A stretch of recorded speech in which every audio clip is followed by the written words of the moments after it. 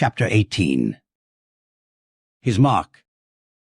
As we were walking down the end of the wharf towards the ship, Queequeg carrying his harpoon, Captain Peleg in his gruff voice loudly hailed us from his wigwam, saying he had not suspected my friend was a cannibal, and furthermore announcing that he let no cannibals on board that craft unless they previously produced their papers.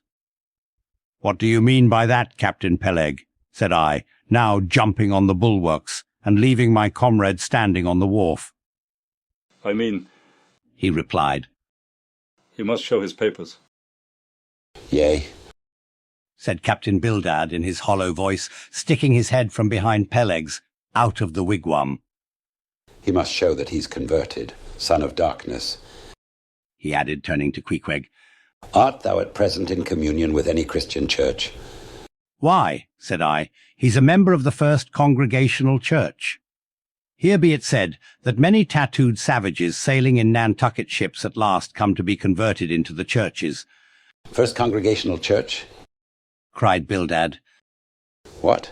That worships in Deacon Deuteronomy Coleman's meeting house." And so saying, taking out his spectacles, he rubbed them with his great yellow bandana handkerchief, and putting them on very carefully, came out of the wigwam, and leaning stiffly over the bulwarks, took a good long look at Queequeg. "How long hath he been a member?" He then said, turning to me. "Not very long, I rather guess, young man." "No, Said Peleg.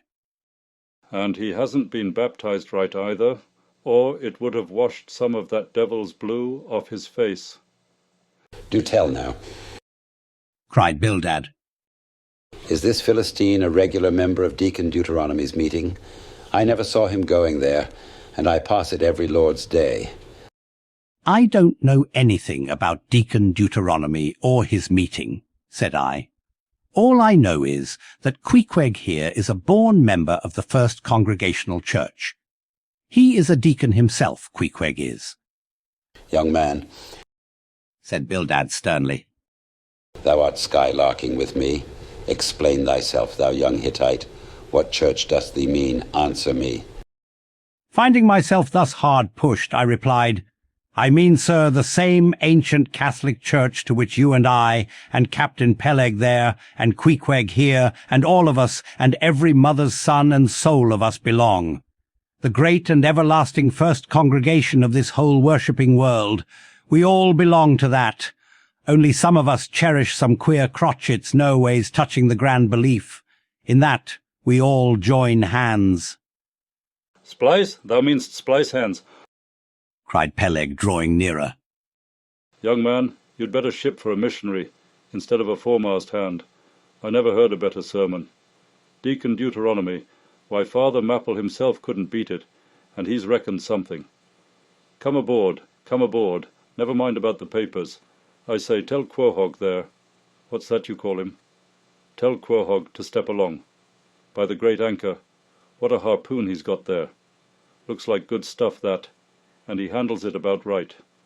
I say, Quahog, or whatever your name is, did you ever stand in the head of a whaleboat? Did you ever strike a fish?" Without saying a word, Queequeg, in his wild sort of way, jumped upon the bulwarks, from thence into the bows of one of the whaleboats hanging to the side, and then, bracing his left knee and poising his harpoon, cried out in some such way as this. "Captain, you see him small drop tar on water there? You see him? Well, s'pose him one whale eye. Well then—" And taking sharp aim at it, he darted the iron right over old Bildad's broad brim, clean across the ship's decks, and struck the glistening tar spot out of sight. "Now," said Queequeg, quietly hauling in the line. "s'pose him whaley eye. Why, dad whale dead." "Quick, Bildad." said Peleg to his partner, who, aghast at the close vicinity of the flying harpoon, had retreated towards the cabin gangway. "Quick, I say, you Bildad, and get the ship's papers. We must have Hedgehog there, Quahog, in one of our boats. Look ye, Quahog, we'll give ye the 90th lay, and that's more than ever was given a harpooneer yet out of Nantucket."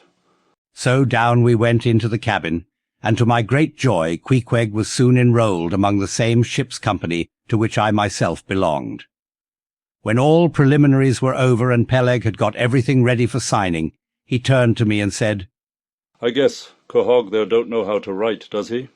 I say, Quahog, blast ye, dost thou sign thy name or make thy mark?"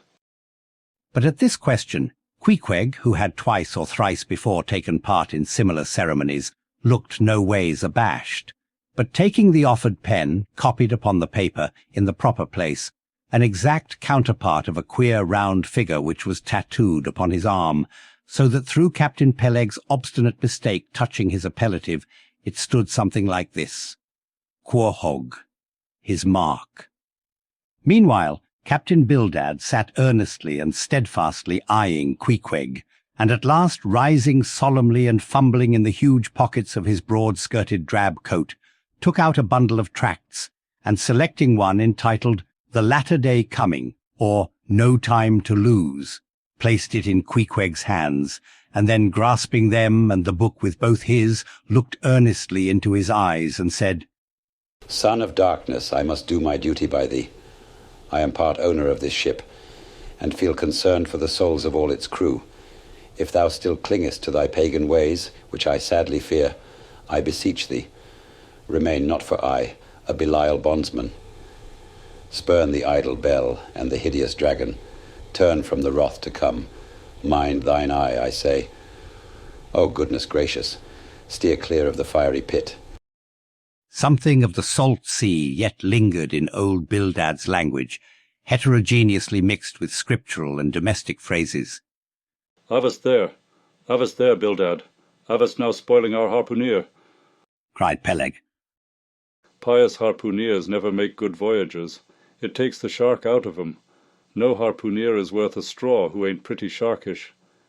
There was young Nat Swain, once the bravest boat-header out of all Nantucket and the Vineyard. He joined the meeting and never came to good. He got so frightened about his plaguey soul that he shrinked and sheered away from Wales for fear of afterclaps in case he got stove and went to Davy Jones." Peleg, said Bildad, lifting his eyes and hands. Thou thyself, as I myself, hast seen many a perilous time. Thou knowest, Peleg, what it is to have the fear of death. How then canst thou prate in this ungodly guise? Thou beliest thine own heart, Peleg. Tell me, when this same Pequod here had her 3 masts overboard in that typhoon on Japan, that same voyage when thou went mate with Captain Ahab, didst thou not think of death and the judgment then? Hear him now," cried Peleg, marching across the cabin and thrusting his hands far down into his pockets. "Hear him, all of ye. Think of that, when every moment we thought the ship would sink. Death and the judgment then? What, with all 3 masts making such an everlasting thundering against the side, and every sea breaking over us, fore and aft? Think of death and the judgment then? No time to think about death then.